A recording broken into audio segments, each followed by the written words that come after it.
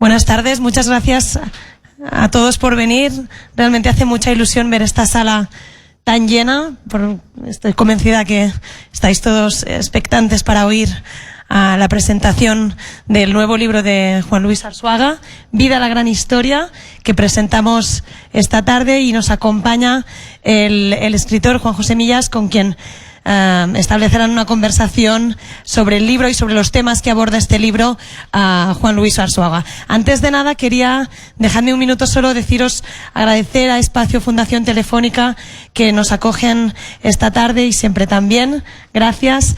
Quería agradecer a Juan José por su participación en la conversación de esta tarde, y especialmente, obviamente, a Juan Luis. Muchas gracias por este libro que estábamos expectantes después de, creo que han sido 7 años sin publicar. Vida, la gran historia es un libro que entronca directamente con otro libro muy importante de todos los muchos que ha escrito Juan Luis Arzuaga, que es La especie elegida, del que justamente este año pasado se han celebrado ya los 20 años.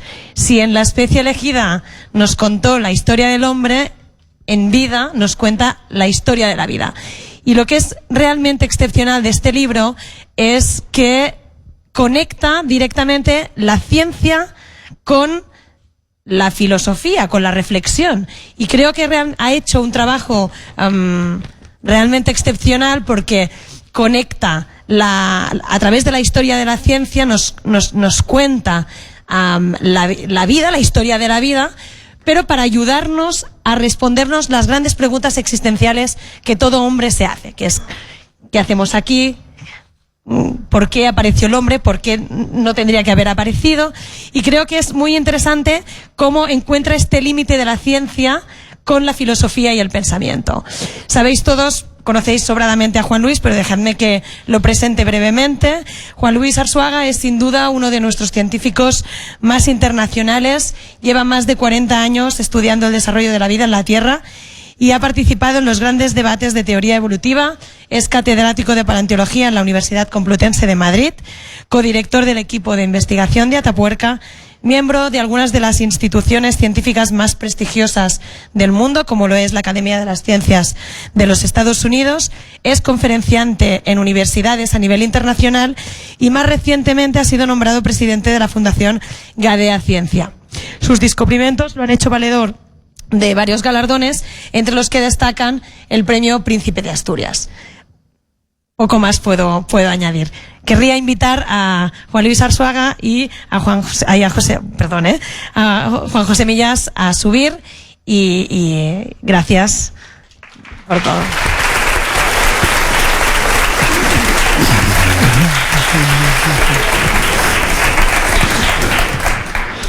Buenas tardes. Muchas gracias a todos ustedes por venir, a Fundación Telefónica por su hospitalidad, y desde luego a Juan Luis Arzuaga por haber escrito este libro después de 7 años de abstinencia. Pero te has desahogado, ¿no? Sí, bastante. Te has vengado. Sí, eso, del lector, me vengo del lector. Te has vengado.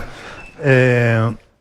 Bueno, no vamos a perder ni un minuto en presentar a Arzuaga, para centrarnos mejor en el libro, que es un libro dividido en jornadas. Está muy bien estructurado formalmente, porque está dividido en jornadas, y él sugiere que dediquemos una jornada a cada capítulo, lo cual está bien, porque sería como una especie de libro de texto si lo tomáramos así, donde aprenderíamos mucho. Si yo confieso que he dedicado más de una jornada a cada capítulo, ¿no? Pero esto ya va en velocidades lectoras, y yo soy un lector lento. Y a su vez está dividido en 2 partes. Uno habla sobre el origen, sobre todo en las cuestiones relacionadas con el origen de la vida, y otro sobre la evolución humana. Yo creo que dentro de la ya importante bibliografía de Arzuaga, este es un libro especialmente importante, y además tengo la percepción de que así se está recibiendo. El título está muy bien, Vida, una gran historia, porque realmente la historia de la vida es alucinante, ¿no?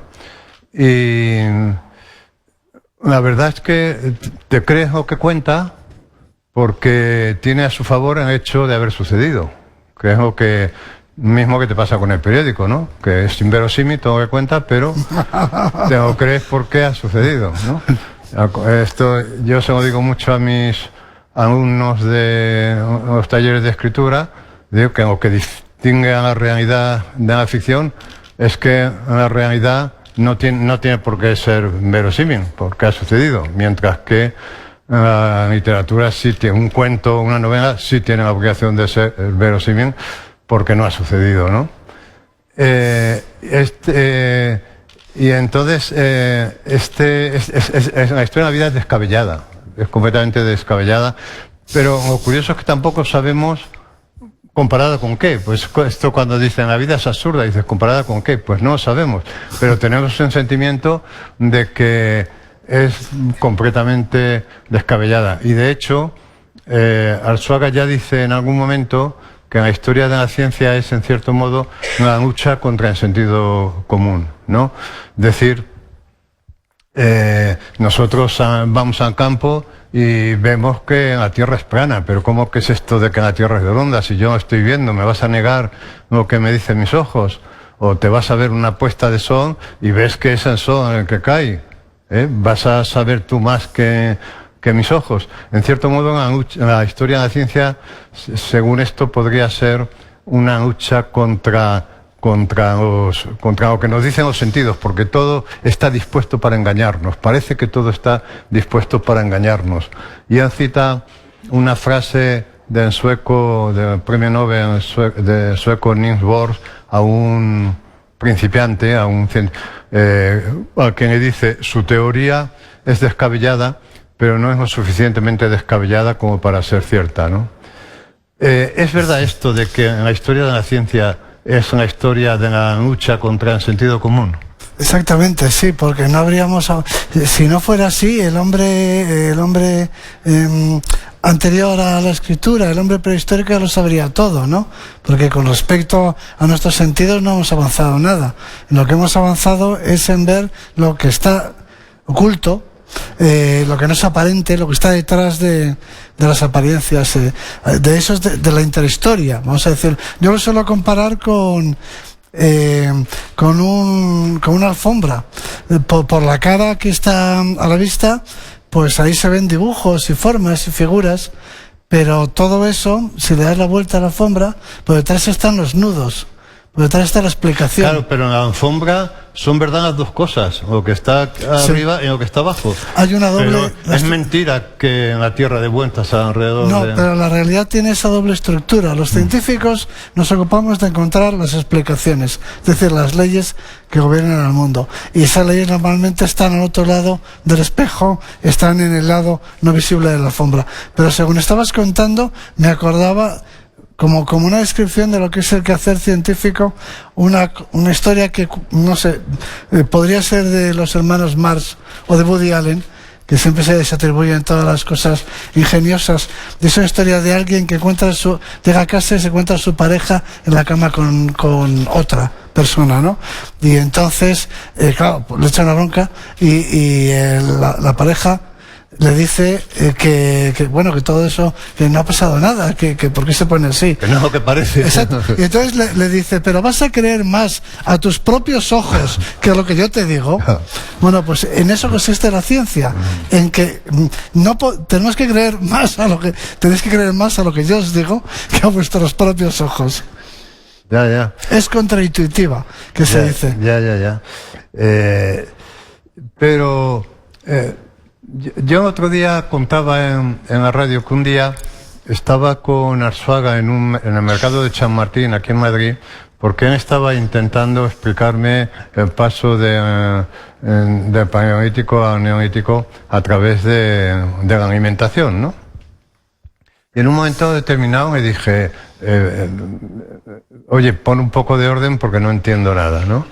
Y entonces y él me dijo, oye, si quieres un cuento, léete en Génesis. Exacto. Dice, esto es una evolución, y en la evolución, en la evolución no hay exposición, nudo y desenlace. Aquí todo es un caos. Yo me quedé muy sorprendido, pero claro, ahora leyendo el libro veo que en realidad todo es caótico, pero veo también que bajo la enorme variedad que ofrece la vida, al mismo tiempo hay una unidad sorprendente, ¿no? Hay algo, o sea, tiene que haber algo. Es como si Dios, por entendernos, metiera en un sombrero de copa unos genes, ¿no? O agitara, metiera y sacara un sombrero. O volviera a agitarlo y sacara un rinoceronte. Porque la unidad bajo la diversidad es tremenda, ¿no? Si te fijas en los seres vivientes, hay una diversidad casi que nos parece infinita de formas de tipos vivientes, pero lo que hace en la ciencia, en el método científico, la primera parte siempre es sistematizar. O sea, por ejemplo, queremos estudiar los volcanes. Lo primero que tienes que hacer es, no hay dos volcanes iguales, ¿no? Lo primero, sistematizar y clasificar los volcanes en 3 o 4 o 5 tipos. Eso es lo primero. O sea, la diversidad, reducirla a unos pocos patrones. Entonces, ese es el primer paso. Pero luego, a partir de ahí, tienes que buscar la explicación de por qué hay 5 tipos de volcanes. Entonces empiezas a ver que los diferentes tipos de volcanes se dan en diferentes contextos. Unos son volcanes oceánicos, otros son volcanes que están en la costa, otros son volcanes que están en el centro. Entonces así se van buscando las explicaciones. Siempre hay que empezar por agrupar. Entonces, con la vida sucede lo mismo. Linneo, que fue un genio, lo que hizo fue, empezó Aristóteles, el primero que empezó a clasificar. No fue Platón, sino fue Aristóteles, que es el primer naturalista.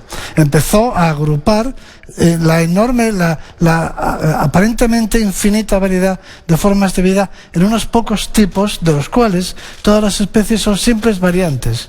Entonces, cuando te das cuenta de que todos los vertebrados en el fondo representan el mismo diseño, que todos los insectos, por muy distintos que sean, en realidad están construidos partiendo de la misma base, en ese momento te invade un sentimiento que es el sentimiento ajá. Dices, ajá. Ahora empiezo a entender. A partir de aquí ya puedo trabajar, puedo encontrar leyes, puedo encontrar explicaciones. Pero no es sorprendente que toda la variedad de seres vivos que hay, todos tengamos boca y culo, por ejemplo. O sea, no que todos, las esponjas no. Que todos tengamos, casi todos, que todos tengamos una parte anterior y otra posterior. Eso no es como un engaño. No, la diversidad no es un engaño también a la vista. Al final no hay una unidad. Sí, claro, eso es. Al final hay patrones. Para empezar, las plantas pues no tienen tubo digestivo, porque directamente fabrican la materia orgánica, entonces son todas iguales, pero tienen otros sistemas, ¿no? Y los animales, la mayoría de los animales, para empezar, tienen simetría bilateral. Esto, por ejemplo, la simetría espejo. Efectivamente, cualquier animal tiene un polvo anterior donde está la boca y los órganos de los sentidos y el extremo del tubo digestivo, el ano, está en posición posterior, y algún órgano impulsor si son marinos. Es decir, todos ellos responden, para empezar, a leyes de la física de entrada, ¿no? Y luego responden al mismo patrón, porque todos tienen un origen común. O sea, todos los animales bilaterales, claro, incluyendo algunos que lo fueron y lo han dejado de ser, son bilaterales porque todos descienden de un antepasado común. Ya. Claro, a mí es un descubrimiento, ¿verdad? Que te interrumpa, te moleste, iba a decir. Pero es que es un descubrimiento aparentemente elemental y que sin embargo no se le ocurre a nadie. Es decir, el hecho de que todos los insectos, cuando los analizas, por ejemplo, resultan ser variedades de un mismo diseño, no nos lleva directamente a la conclusión de que han heredado ese diseño de un antepasado común. Pues nadie lo vio. Eso ya lo descubrió Aristóteles y nadie lo vio hasta Darwin y algún otro. O sea, que las verdades más evidentes... Son las más ocultas también, ¿no? Exacto, el elefante en la habitación. El famoso elefante en la habitación que no ve nadie. Yo leyendo un libro, como decía también el otro día cuando hablábamos en la radio, me preguntaba, claro, dijo, joder, este hombre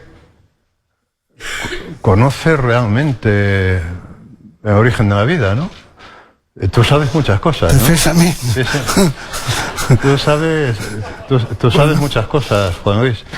Y entonces yo decía, claro, pero sabiendo tantas cosas, este hombre tendrá angustia existencial. Quiero decir, ¿es compatible la angustia de vivir con el conocimiento científico? ¿Es posible sentir vértigo ante este hecho alucinante cuando se conoce con tanto detalle cómo ha surgido todo esto?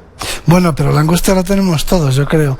De todas formas, a ver si repites esa frase que soltaste el día pasado, que a mí me dejó trastornado, porque lo que luego te contaré. No, yo lo que decía es que, pese a que el libro es un libro de carácter científico, en fin, sin embargo está recorrido, decía yo, por un escalofrío de carácter existencial o existencialista, ¿no? Exacto. Pero que es subterráneo, como si no te hubieras atrevido a manifestarlo. Exacto.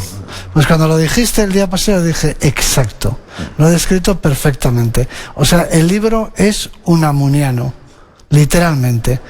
Yo no era consciente, pero en ese libro trasluce mis lecturas de Unamuno. O sea, Unamuno está ahí en el libro. Unamuno, toda su literatura es bueno, pues la expresión de sus tormentas interiores de carácter existencial. Es un libro existencialista. Es un libro existencialista, efectivamente. Pero 100%, pero de una manera efectivamente oculta y poco visible, pero en el fondo es un libro, a Unamuno le habría gustado. Es un libro unamuniano. No sé si por influencia directa de que yo leí a Unamuno de joven, y Unamuno hace una literatura que aparentemente no tiene que ver con el sentimiento trágico de la vida, ¿no? En apariencia, o algunos sí, pero y otros no, y sin embargo está detrás de todo eso esa preocupación por ese misterio, ¿no? Del significado de la existencia. De hecho, tú dices que la pregunta de por qué estamos aquí no es una pregunta científica, y sin embargo me dedicas mucho tiempo, ¿no? Bueno, le dedico tiempo a sentar las bases para responder a esa pregunta. La pregunta es metafísica, la pregunta de por qué estamos aquí o qué sentido tiene. Lo de por qué estamos aquí se puede contestar a la pregunta en términos narrativos, pero no nos referimos a eso. Cuando nos preguntamos por qué estamos aquí, cualquiera de nosotros, la respuesta no es tan trivial como, hombre, pues porque tu padre y tu madre se casaron, ¿no? Pues ya lo sabemos, ¿no? No es eso lo que estoy preguntando. No, me refiero, claro. Entonces, hay una narración, hay un relato, o sea, los paleontólogos, nuestro trabajo consiste en narrar, en contestar a la pregunta ¿cómo hemos llegado hasta aquí? Vamos a plantearlo así. ¿Cómo hemos llegado hasta aquí? Pero la pregunta esa de por qué estamos aquí es de carácter existencial, es metafísica. Y entonces yo lo que digo es que no se puede, la respuesta no está en la ciencia, pero no puede ir contra la ciencia. Es decir, tiene que partir de la ciencia. De hecho, la metafísica, etimológicamente, que es lo que está más allá de la física, es lo que está más cerca de la física. O sea, la metafísica está en contacto con la ciencia. Es lo que está al otro lado, pero en contacto. Por lo tanto, hay una relación muy directa. No se puede hacer metafísica sin hacer ciencia, aunque sea ir más allá. Pero entonces la respuesta no puede venir de la religión. Sí puede venir de la religión, pero no de una religión, por ejemplo, que niegue el hecho evolutivo. Los científicos, por principio, el método que utilizamos parte de la base de que en la naturaleza no hay propósito. No tiene objetivo. No hay final. La vida es absurda. Bueno, no tiene propósito. O sea, que absurda. Mira, tú dices... El carbono tiene 4 valencias. ¿Qué, perdona? El átomo de carbono tiene 4 valencias, lo que quiere decir que puede combinarse con 4 átomos de hidrógeno. Bueno, eso no tiene ningún propósito. O sea, eso no corrió por nada. El terremoto de San Francisco no tiene ningún propósito. Es la consecuencia de movimientos de las placas de la corteza terrestre. Quiere decir que nosotros no interpretamos los terremotos, por devastadores que sean, en términos de intención. O sea que si la religión, en un nivel muy elemental, interpreta que el terremoto de San Francisco pues se produjo por una voluntad divina de castigar los pecados de los habitantes de San Francisco, esa explicación no es admisible, ¿no? Hay una explicación geológica para los terremotos, que tiene que ver con el funcionamiento del sistema de la corteza terrestre, y así con todo. O sea, la ciencia de entrada prescinde por completo de la noción, de la mera noción de propósito. O sea, las cosas no ocurren para nada, simplemente ocurren. Pero esa falta de propósito no hace un poco de daño. De ahí un amuniano de tu amigo. Claro, eso exacerba, eso produce la cruz. Eso, claro, evidentemente, eso ahonda en la herida existencial, porque la falta de propósito que es admitida de entrada por un científico nos sitúa ante un mundo, un universo indiferente. Lo que dice Jacques Monod, ¿no? Estamos aquí en un universo indiferente. Eso no quiere decir que hayamos aparecido por azar. En ciencia las cosas ocurren por algo. O sea, el terremoto de San Francisco no tiene ninguna finalidad, pero eso no quiere decir que no lo podamos explicar científicamente. Monod utiliza una metáfora que a mí me gusta mucho. Dice, la existencia de la especie humana en el planeta Tierra no era más necesaria, no tenía una probabilidad mayor que la de que los átomos se reunieran en este guijarro que tengo en la mano. Y utiliza esta expresión muy bonita. Dice, el guijarro, no era obligatorio que el guijarro existiera, pero tenía el derecho de hacerlo. Es decir, no era necesario, pero era posible. Entonces, los juegos de la naturaleza producen efectos. Claro, esto nos lleva un poco a esta dicotomía de la que tú hablas mucho, que es curioso porque es una dicotomía de la que yo hablo mucho también en mis clases de escritura, que es la dicotomía contingencia-necesidad, ¿no? Yo trato de explicar que en la realidad todo es contingente porque puede pasar o puede no pasar y no sabemos de qué depende que pase o no, mientras que en un cuento todo debe ser necesario, ¿no? Tú hablas tú dices que, bueno, tengo que decir que el libro no es nada dogmático, que en la mayoría de para que no hayan leído, ¿no? Que en la mayoría de las veces Arzuaga se limita a decir cuál es el estado de la cuestión respecto a un tema y abandona al lector en su angustia existencial para que decida, o cual, déjame, podrías haberme... ¿Tú qué prefieres? Podrías haberme dicho, créete esto. ¿Un libro de autoayuda? Un poquito de autoayuda. Nada. Un poco, ¿no? Un poco, sí. Y entonces, pero bueno, lo que sí me ha parecido interesante que tú dices que si todo hubiera sucedido como sucedió, estaríamos en el punto en el que estamos, ¿no?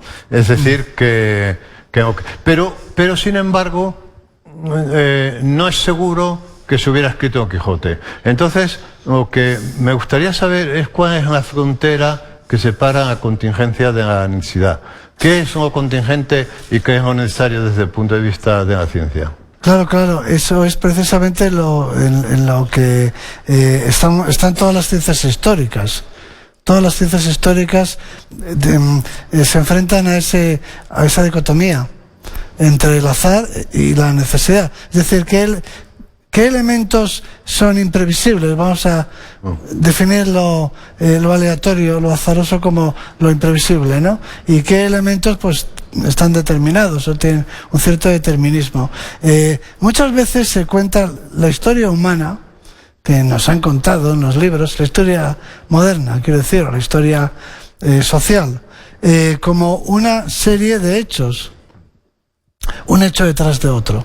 Un hecho detrás de otro quiere decir sin otra relación que la de la justaposición. Sí, quiere decir, claro, es una sucesión de hechos, cada uno condiciona al siguiente, por supuesto, pero todos los hechos son circunstancias, todo, y es más, la historia tal y como se cuenta, es una historia en la que hay personajes que determinan el curso de la historia. O sea, el curso de la historia está determinado por la aparición de determinados personajes que, de no haber existido o haber tenido otro destino, la historia habría sido completamente diferente. Por ejemplo, perdóname, si Hitler hubiera ganado la Segunda Guerra Mundial, y hay un escritor que mantiene que la ganó haciéndonos creer que la habíamos perdido y que el mundo actual es el resultado. Está bien, ¿no? Pensado. Pero quiero decir, eso sería un hecho contingente. Porque el mundo, en definitiva, sería el mismo. En el caso de Hitler, un poco menos, porque fue una guerra larga y prolongada y terminaron imponiéndose países que, al menos retrospectivamente, podríamos pensar que tenían muchas posibilidades de ganar, ¿no? Porque tenían, pues, una mayor, a empezar, población, capacidad industrial, y verdaderamente es difícil, no hay un accidente tan pequeño, pero pongamos otro ejemplo mucho más simple. Alejandro Magno estuvo a punto de morir en la batalla del Gránico.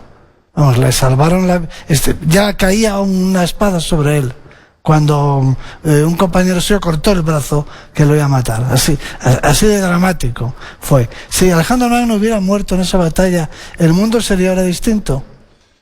Claro, esa es la cuestión. Quizá a mí me ha costado mucho entender esto, porque además me he peleado mucho con Arzuaga. Un día me decía, pues si la vida de los seres individual de los seres humanos es contingente, porque la vida de cada uno de nosotros es contingente. Ahora, al salir a la calle, a mí me cae una teja en la cabeza y me mata, y nadie diría, esto es inverosímil, esto es increíble, ¿no? Porque ha sucedido y no pasaría nada, ¿no?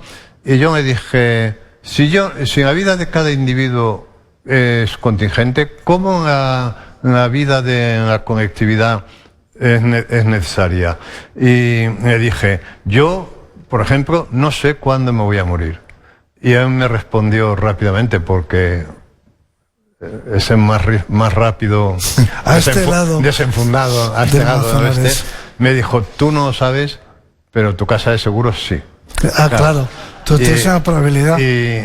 Pero bueno, vamos a ver, Juanjo, si tú... Esto a mí no hago más que darle vuelta, me acuesto toda la noche con esta historia. Tienes que aumentar la dosis. Me ha desarmado completamente. Bueno, pero vamos a ver, si tú no existieras, Dios no lo quiera, ¿tienes alguna duda de que tu editorial seguiría publicando libros? Claro, es duro esto, ¿eh? Claro, exactamente. Y si yo no existiera alguna duda de que habría un profesor de paleontología explicando los ammonites... Pero como tú, ¿no? No, exactamente. Pero hay patrones. Quiero decir que nuestra circunstancia personal particular no va a cambiar el mundo... Seamos modestos, el mundo de la literatura o la industria editorial. Pero yo insisto en la frontera entre lo contingente y lo necesario. Toma, y eso es a lo que me dedico, a intentar delimitar lo que es contingente y lo que es necesario. Por ejemplo, pregunta de todos conocida, si el meteorito no hubiera exterminado a casi todos los dinosaurios hace unos cuantos millones de años, 65 millones de años, menos las aves, que son dinosaurios, se añade, y esto es un importante matiz. Eso es decir, si el meteorito no hubiera acabado con los dinosaurios, perdón, que no acabó con todos, quedan las aves, el mundo sería diferente. Entonces hay que recurrir a lo que llamamos experimentos mentales, ¿no? Los mamíferos, un día antes de que el bólido, el meteorito, destruyera los ecosistemas y se extinguieran la mayor parte de los animales de tamaño más grande que un gato, que fue lo que pasó, los mamíferos eran unos animales nocturnos, pequeños, que sobrevivían por ahí. Si no hubiera sido por el meteorito, ¿estaríamos nosotros aquí ahora? Pues seguramente no, porque no habrían prosperado los mamíferos, ¿no? O tal vez sí, tal vez ¿no? sí. Pero o tal vez sí, finalmente ¿cuál es tu idea? En el caso de los mamíferos y de los... Sí. Yo creo que sí, yo levanto... Les habría costado, ¿eh? Sí. Yo creo que los mamíferos finalmente habrían terminado por imponerse, pero eso nos lleva a otra cuestión, y es que el tiempo es limitado, ojo. Por ejemplo, producir el ser humano nos ha costado 4.000 millones de años, a partir del momento en el que aparece la vida.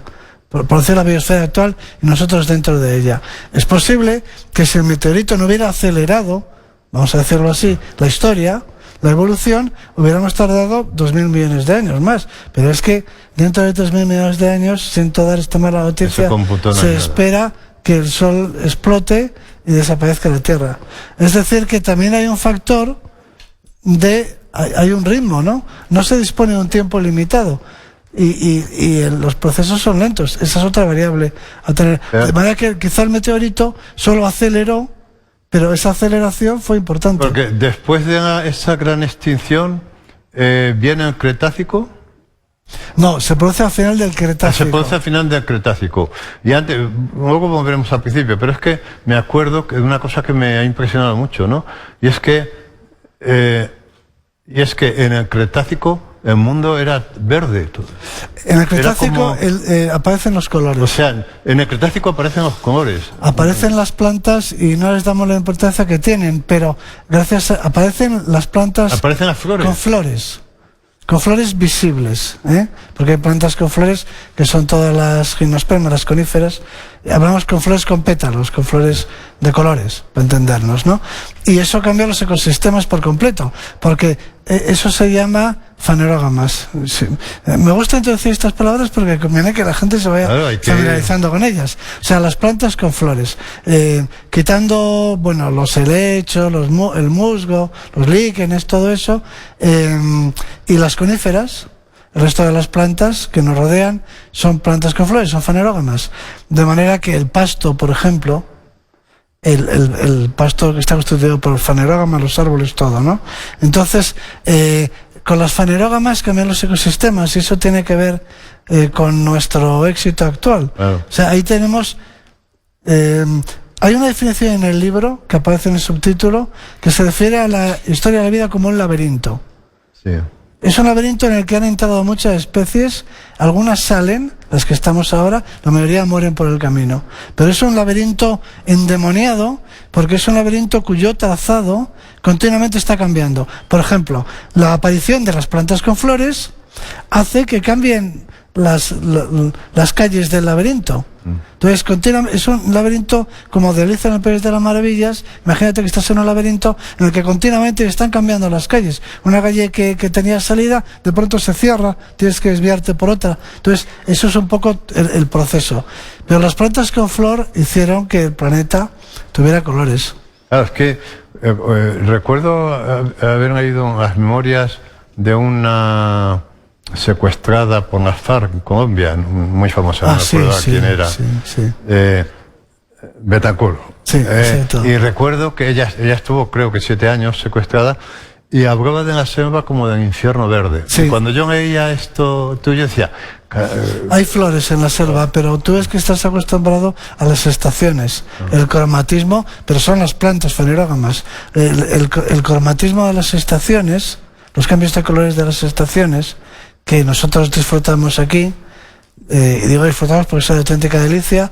Ahora estamos en los amarillos. Hemos tenido antes el blanco de las jaras, ahora tenemos y de los almendros, ahora tenemos el amarillo de las retamas y los piornos. Claro, vamos cambiando de colores. No, del piorno no sé por él, Sí, no, se lo presenté yo al piorno.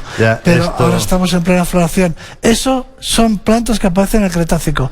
Y ahora viene lo bueno, con las plantas con flor aparecen las abejas. Ajá. Aparecen los insectos sociales. Y polinizadores, claro. Los otros vencedores de la evolución. Los otros grandes vencedores de la evolución son los insectos. La evolución hay 2 grandes vencedores. Digo, en la evolución en los ecosistemas terrestres. La vida en el agua es distinta, pero en los ecosistemas terrestres hay 2 grandes vencedores. Y los 2 son animales sociales, hipersociales, eusociales se dice. Por un lado, los insectos sociales, en el mundo de lo pequeño, de los invertebrados, y los humanos y ahí en el mundo de los animales grandes. Y ahí sí podríamos ver un patrón, incluso un cierto determinismo, ¿no? Podríamos decir que en la carrera de la vida, por mucho que la vida se diversifique, los animales que desarrollen, las líneas evolutivas que desarrollen sociedades complejas, pues pueden llegar a imponerse. Volvemos a los orígenes, porque me ha impresionado mucho la historia que cuentas de la asociación entre las células procariotas y eucariotas, ¿no? Sí. Porque me ha recordado una cosa que me impresionó mucho, que ahí, quizás no tenga mucho que ver, pero a mí me lo recordó, ¿no? De un pez al que un crustáceo se le mete en la boca, le come en la lengua y ocupa en lugar de la lengua. Y eso es terrible por la carga metafórica que tiene, porque ocupa en lugar de la lengua, teniendo en cuenta que en la lengua significa el órgano con el que hablamos, pero también el sistema. Y entonces me pareció muy inquietante esa historia, ¿no? ¿Cómo era? No es para menos. No, pero tú te refieres a las bacterias.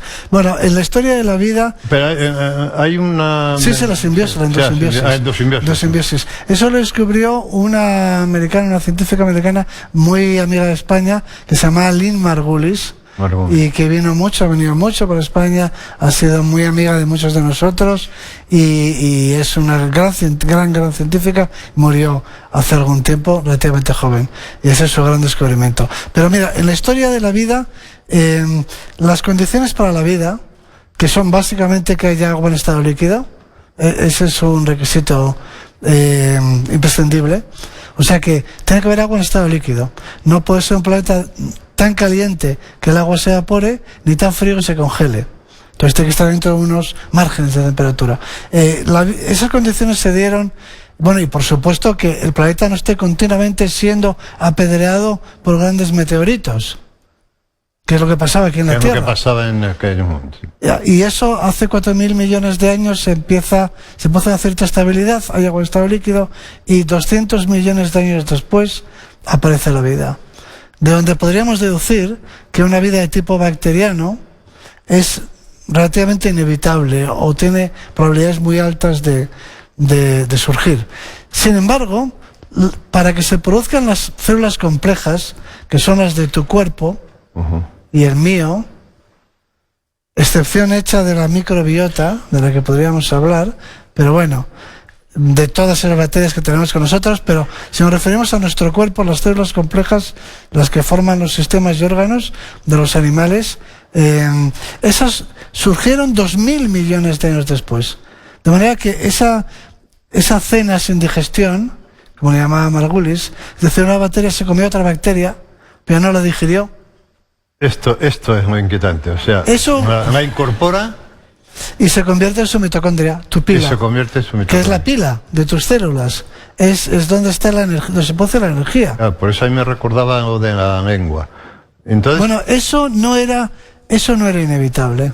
Eso no era inevitable desde el momento en el que la vida tardó 2.000 millones de años en que eso ocurriera, y seguramente ocurrió una vez o unas pocas veces. Entonces, incorpora, no digiere, y ahí empieza a aparecer la complejidad. Ahí empieza la complejidad. Pero ¿empieza la muerte también o todavía no aparece la muerte?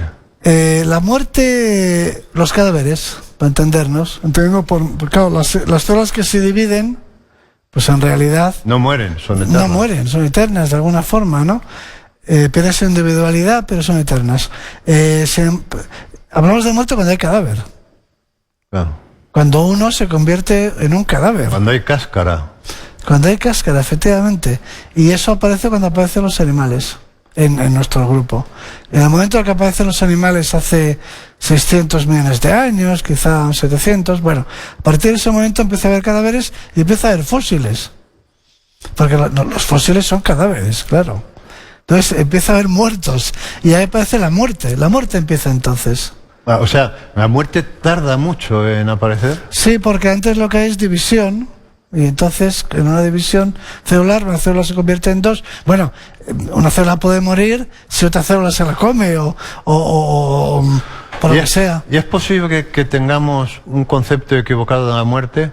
Es decir, que la muerte sea un mecanismo adaptativo. Sí. Me acuerdo de un periodista americano que en los años 40 por ahí entrevistó a Dios a través de una medium. Y una de las preguntas que le hizo fue ¿por qué de la muerte? Y Dios dijo, bueno, es que esto de la muerte os habéis tomado fatal, pero no era como pensáis. La muerte para nosotros, porque Dios hablaba en plural, porque parecía que eran muchos, para nosotros no es más que un desplazamiento dentro de la vida. Y claro, visto así, es genial, porque parece que es una respuesta que solamente puede dar Dios, ¿no? Un desplazamiento dentro de la vida. ¿Es posible que nos hayamos tomado la muerte muy mal? Pues no. ¿Cómo no es?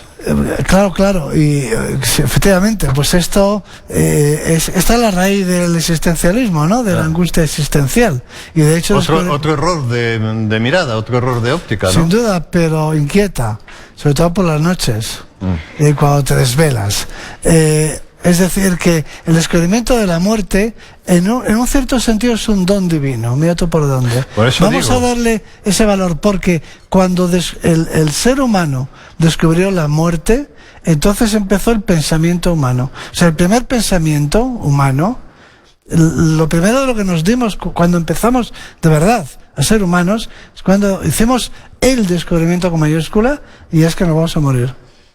Claro, pero esto... En ese sentido es un regalo, porque nos hizo tomar conciencia. Por eso digo que igual que creíamos que en la Tierra era plana, creemos que en la muerte... Lo que ha cambiado, y en el libro se comenta, no sé si debería decirlo, porque a lo mejor gente que es feliz en la ignorancia, en el error, y da hasta cierto cargo de conciencia despertarlos, ¿no?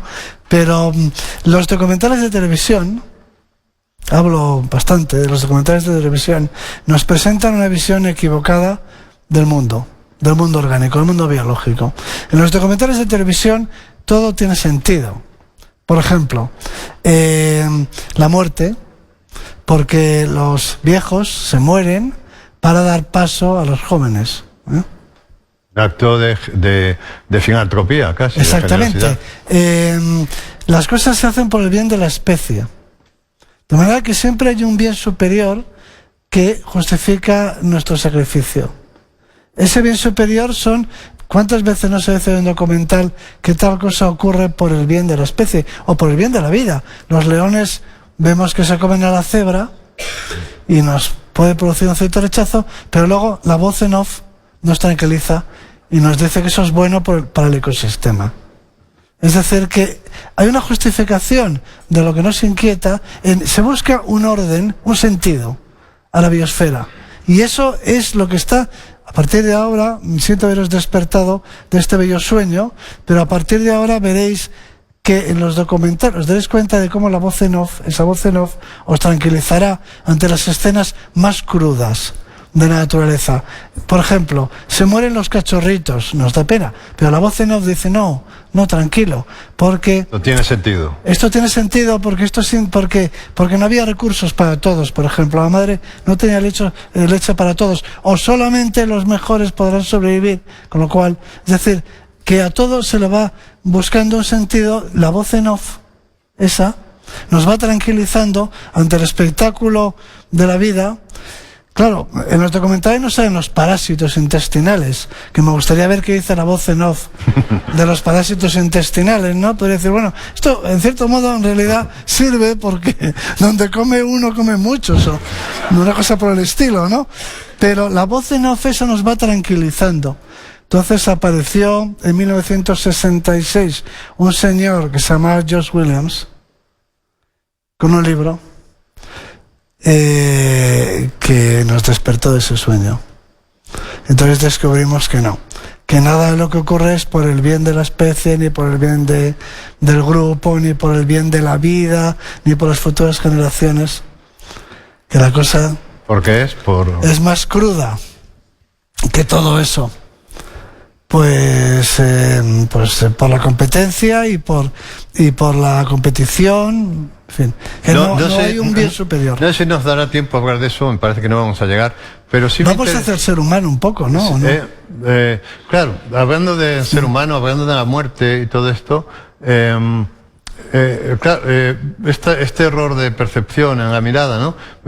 Tú citas un aforismo que me parece que es de Lichtenberg, que dices que la gallina es el instrumento de un huevo para perpetuarse. Es decir, que nosotros ponemos una mirada en la gallina como si la gallina fuera importante, pero lo importante es el huevo, ¿no? Nosotros ponemos una mirada en la cáscara, en el soma, en el cuerpo, pero lo importante son los genes, ¿no?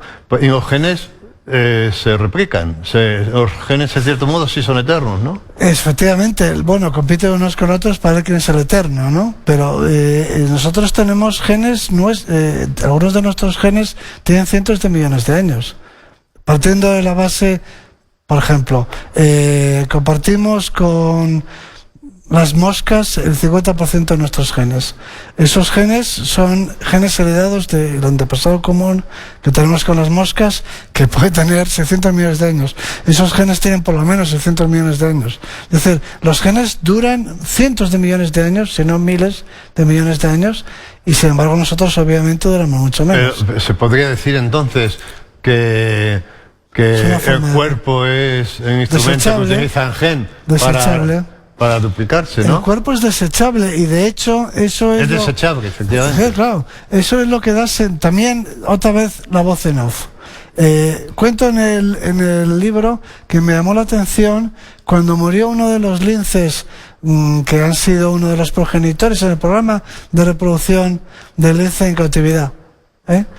Pues uno de los fundadores de la población en cautividad que se ha utilizado para reproducir la especie y que luego se han devuelto a la naturaleza y se ha recuperado la especie. Afortunadamente se dice, bueno, pues ha muerto, tienen nombres para que sea más humano, ha muerto tal lince, una lástima porque es uno de los fundadores de la población y tal. Dice, pero nos consuela saber que sus genes siguen vivos. Decía el periódico, noticia del periódico, nos consuela saber que sus genes siguen vivos. O sea que eso es verdad por un lado, y por otro lado siempre esa búsqueda de la trascendencia, ¿no? O sea, el artículo en un periódico que hablaba simplemente de los linces, y no puede evitar el redactor decir, nos consuela que nos queda saber que hay de alguna forma de trascendencia a través de los genes, que es lo que queda de nosotros, ¿no? A propósito de los genes, tú dices en algún momento que los genes son cadenas de información digital. Absolutamente. Y eso me interesaría mucho que lo desarrollaras, y casi antes de dar entrada a las preguntas del público. El mejor ejemplo. Y además hablas de un experimento que es interesantísimo. Sí, un experimento y que se puede hacer cuando es un problema. Me parece que lo puede hacer cualquiera, o sea, cualquier laboratorio lo puede hacer. La información digital son ceros y unos. Es un código binario, pero hay 4 letras en el alfabeto del ADN, es digital, pero de 4 letras, en lugar de ser de 2, pero el caso es lo mismo. Se puede traducir el código binario, de manera que el ADN lo podemos expresar en ceros y unos. Cualquier código digital se puede traducir a otro.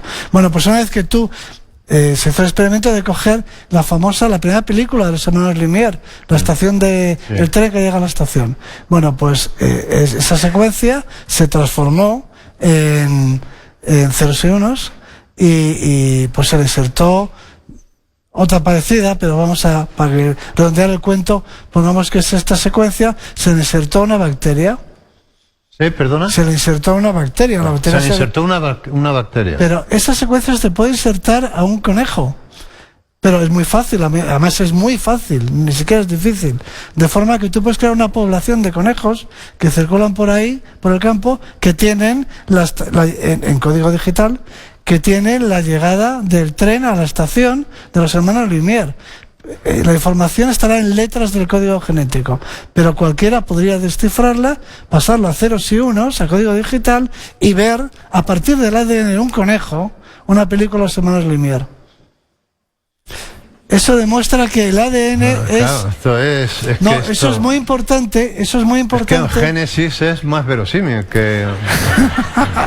Que los conejos con los conejos cowboys. Bueno, de hecho, con películas de cowboys, de hecho, incluso se llega a especular que quizá el soporte más estable para la información digital sea el ADN. El ADN es una molécula muy estable. Tenemos un problema de soporte para la información digital, ¿no? ¿Dónde la guardamos? ¿Cómo se almacena? Un soporte que dure muchos años.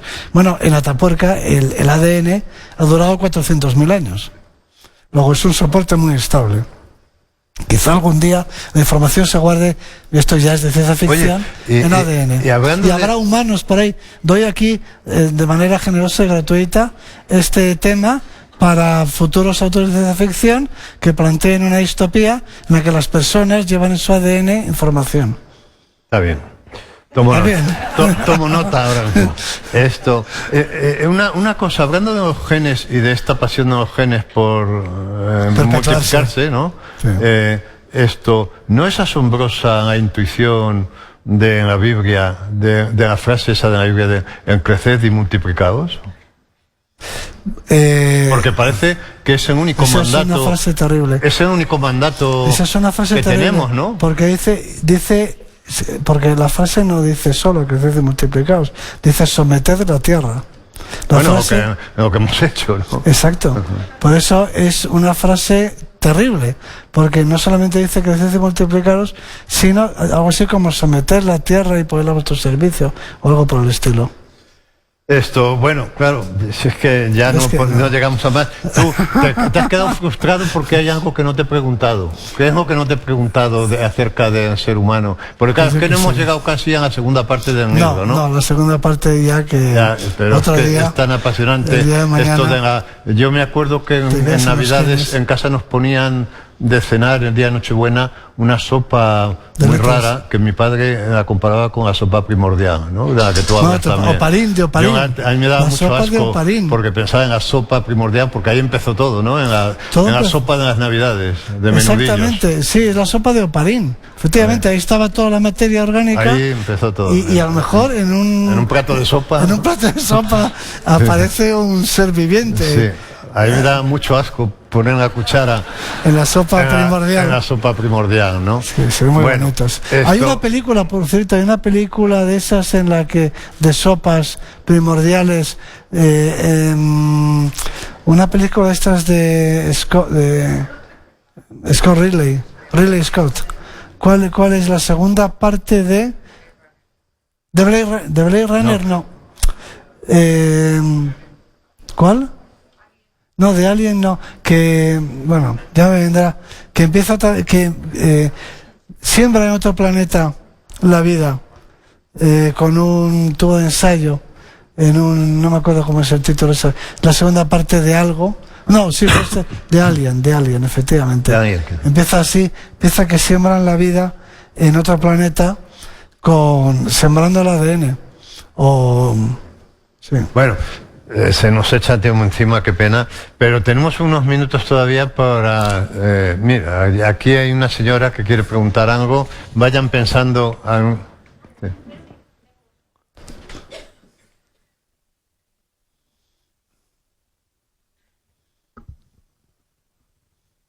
Bueno, pues en primer lugar agradeceros a los dos esta maravillosa charla y lo segundo, muy breve. ¿Somos los seres más inteligentes del planeta, los seres humanos? Bueno, depende de lo que se entiende. Sí, para resumir. El concepto de inteligencia, pero no me refiero al sentido común, sino que lo que es inteligencia, a lo mejor la capacidad de procesar información. No sé, las plantas obtienen la energía de la luz del sol y producen con circuitos muy complejos moleculares, producen materia orgánica. Eso de alguna forma es inteligencia. Pero si por inteligencia se entiende flexibilidad en la conducta, que me parece que es una buena forma de definir la inteligencia también aplicada a los seres humanos y a las novelas, y a los chistes. Los chistes malos son los que ya anticipas tú cómo va a acabar, ¿no? O sea, los que ya desde el principio, los predecibles. Los versos malos son aquellos que ya sabes que va la rima con qué palabra va a ser, ¿no? De manera que lo inteligente siempre es lo que te sorprende. Toma nota. Es decir, ¿no? Cuando el final te sorprende porque no te lo esperabas. Toma nota tú, Arzuaga. En los chistes, la segunda parte del chiste está contenida siempre en la primera. Es previsible. Otra cosa es que no lo veamos. Bueno, exactamente. Por ejemplo, un matrimonio va al abogado. Un matrimonio que ella tiene 100 años y él tiene 105 años. Sí. Y van al abogado a tramitar el divorcio. Y entonces el abogado toma nota y dice, bueno, como es de mutuo acuerdo, esto se resolverá rápido. Os llamaré en una semana para firmar unos papeles. Pero cuando ya están en la puerta no puede resistir la curiosidad y les dice, oiga, he visto que se casaron con 20 años. ¿Por qué toman esta decisión a estas alturas de la vida? Dice, pues porque nos pareció más sensato esperar a que los niños estuviesen muertos. Esto es lógico. Lo que hace es lógico, porque como la gente dice, los matrimonios que se llevan mal, dice, ¿por qué no separáis? Dice, porque los niños son pequeños. Cuando sean mayores, pues según esa lógica, mejor esperar. Luego, la segunda parte, el chiste es previsible. Otra cosa es que no seamos capaces de verlo. Exactamente, sí. Toma nota. Tiene que haberte. Lo intentaré. Pero efectivamente, te tiene que sorprender, pero tener una explicación remota. Bueno, eso es la flexibilidad en la conducta. Entonces todos tenemos la sensación de que los invertebrados, por ejemplo, tienen muy pocos movimientos, son muy autómatas, son maquinitas, ¿no? Entonces tienen muy poca flexibilidad.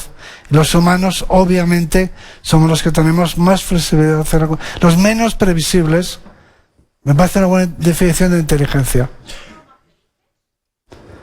Bueno, somos los únicos que podemos hacernos esa pregunta, porque los animales tienen estados de ánimo, pienso yo, sobre eso también habría que hablar, pero en principio tienen emociones, lo que en castellano se llama sienten y padecen, que está muy bien expresado.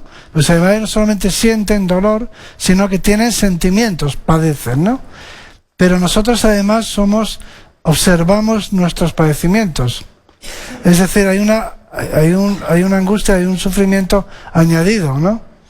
Porque te sientes desgraciado. Ese sentimiento es exclusivamente humano.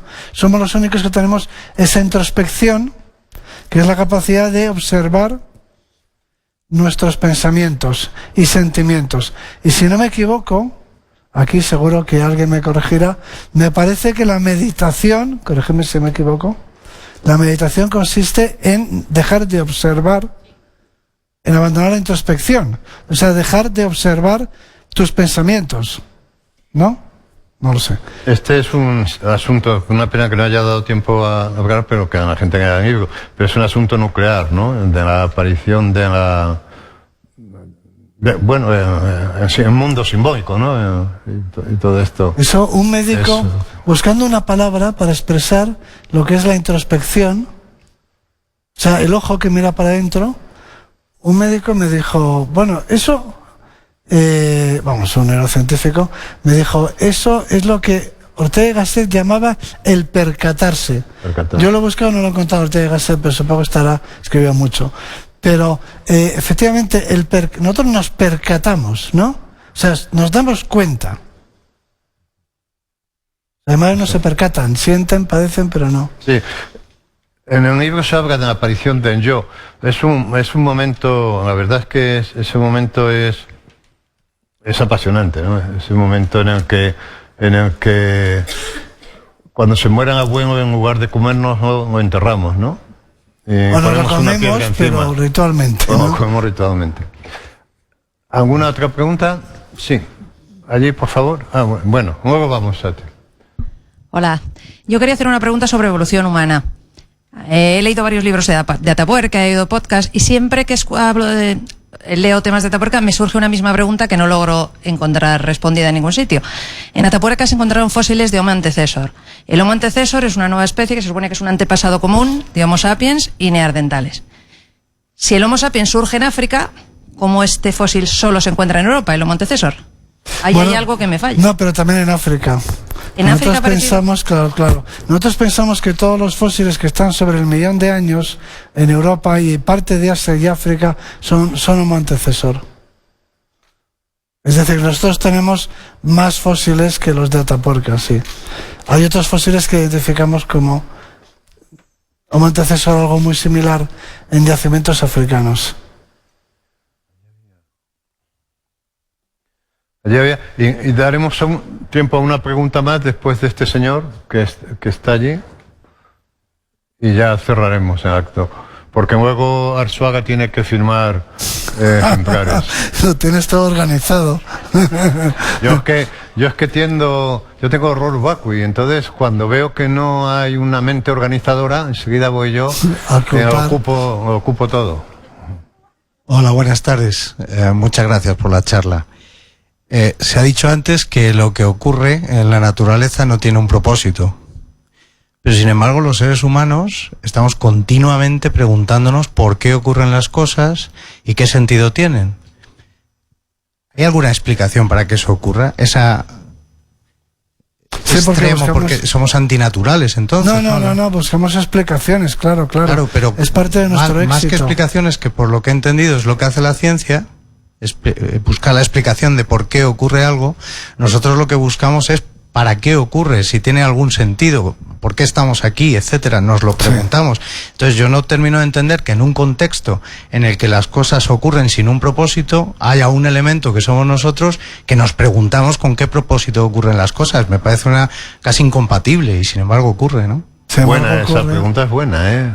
Sí, bueno, no lo sé, no sé si es una pregunta con doble intención.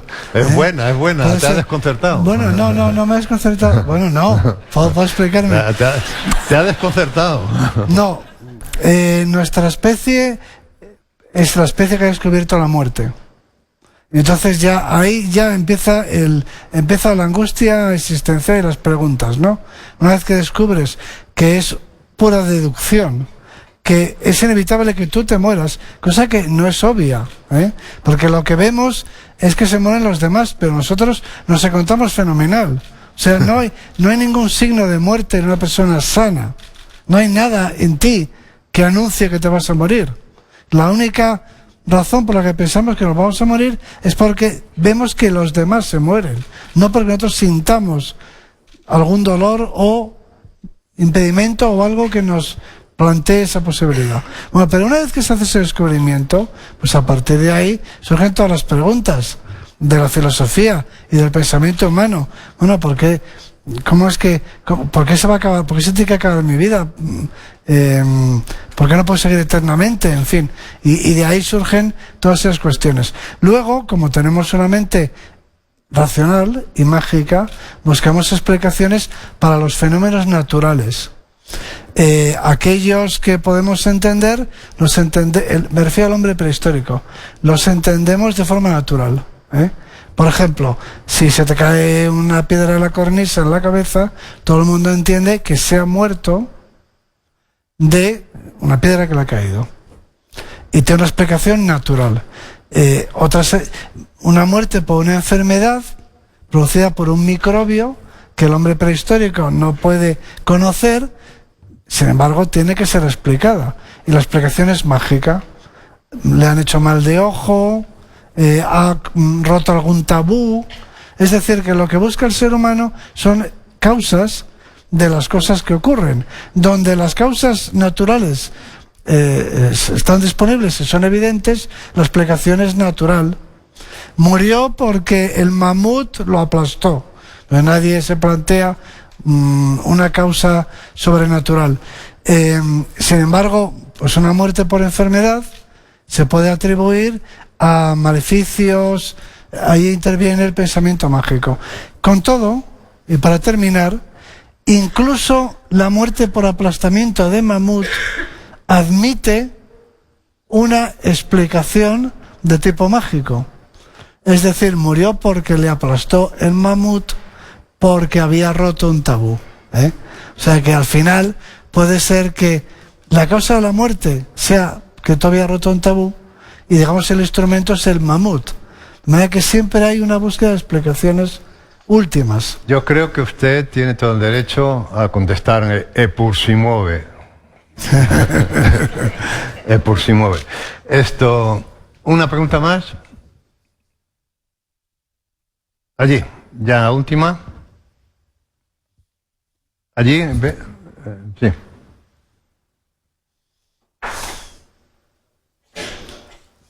No se oye. Buenas tardes, estupenda la charla. Juan Luis, una pregunta. ¿Para cuándo una novia para Miguelón? ¿Para cuándo, perdón? Una novia para Miguelón. No, pobrecillo. Bueno, Miguelón ya tenía una edad, cuando murió. No me refiero a los 400.000 años, sino a su edad de muerte. No era ningún niño. Vamos a decirle una compañera de vida, ¿no? Pues sí, tenemos algunas, pero no está todavía presentable. Tenemos algunas hembras, pero no están tan completas como para... hay una recientemente descubierta, Sara, conocida como Sarita, pero tendría como 18 años o 17, no sé.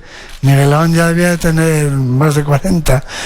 Habrá que buscarle una como de su edad, un poco más cercana. Esa podría ser su hija. Tenemos alguna candidata, pero todavía no están como para presentarlas en público. Todavía les faltan muchos trozos para poder presentarlas. Bueno, pues muchas gracias de nuevo a todos ustedes por venir, a nuestros anfitriones de la Fundación Telefónica. Muchas gracias al maestro Arzuaga.